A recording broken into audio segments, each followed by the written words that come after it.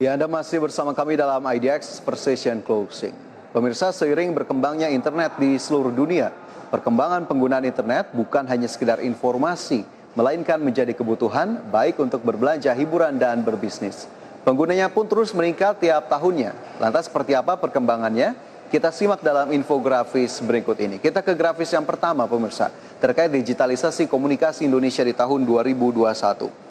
Di mana pengguna internet di tahun 2021 ini sebanyak 202,6 juta jiwa atau mengalami peningkatan 16%. Adapun pengguna sosial media di tahun 2021 170 juta jiwa atau mengalami pertumbuhan sebesar 6,3%.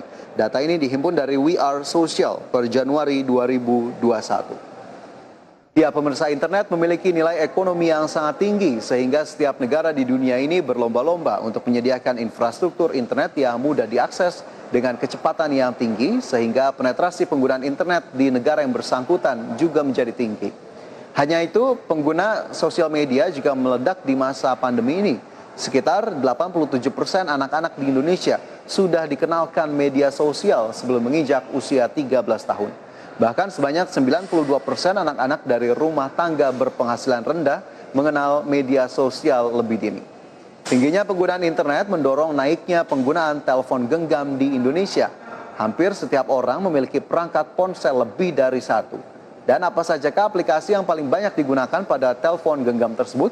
Kita simak informasinya dalam grafis kedua, pemirsa, di mana ini merupakan penggunaan telepon genggam di Indonesia. Pengguna internet di 2021 345,3 juta perangkat, naik 16%. Kemudian aplikasi-aplikasi yang digunakan oleh pengguna internet diantaranya aplikasi chat messengers 96,5%, kemudian sosial media 96,3%, video dan entertainment 86,2%, music apps 60,4%, kemudian aplikasi permainan atau games 60,2% dan juga aplikasi berbelanja atau shopping apps 78,2%. Kementerian Komunikasi dan Informatika menyatakan penggunaan internet di Indonesia sangat tinggi. Hal itu didorong oleh tarif internet yang murah dan banyaknya jumlah pengguna ponsel pintar. Pandemi COVID-19 ternyata menyebabkan penurunan batas usia minimal pengguna media sosial di Indonesia. Efek sekolah dalam jaringan atau online menyebabkan usia minimal pengguna medsos di Indonesia turun hingga usia 6 tahun. Penggunaan pun beragam mulai dari aplikasi chat, belajar hingga bermain pada ponsel. Seiring melesatnya kebutuhan internet, sejumlah perusahaan berlomba-lomba untuk menyediakan jaringan yang cepat dan stabil. Hal tersebut turut mendorong kinerja beberapa emiten telekomunikasi di Indonesia. Langsung saja kita simak selengkapnya dalam grafis berikutnya, pemirsa. Di mana ini merupakan penyedia layanan telekomunikasi PT Telkom Indonesia Tbk menghadapi Hari Raya Idul Fitri. Di mana Telkomsel ini mencatat lalu lintas komunikasi tumbuh 8,54% dari hari biasa. Kemudian pelanggan dari Telkom Indonesia 169,5 juta. Kemudian PT Telkom Indonesia Tbk menyiapkan jaringan di Ramadan 2021 544 jaringan. Sementara di tahun lalu 108 jaringan. Ini mengalami peningkatan secara year on year. Adapun prediksi di Idul Fitri 2021, panggilan suara sebesar 3,14%, sementara pesan singkat 2,95%.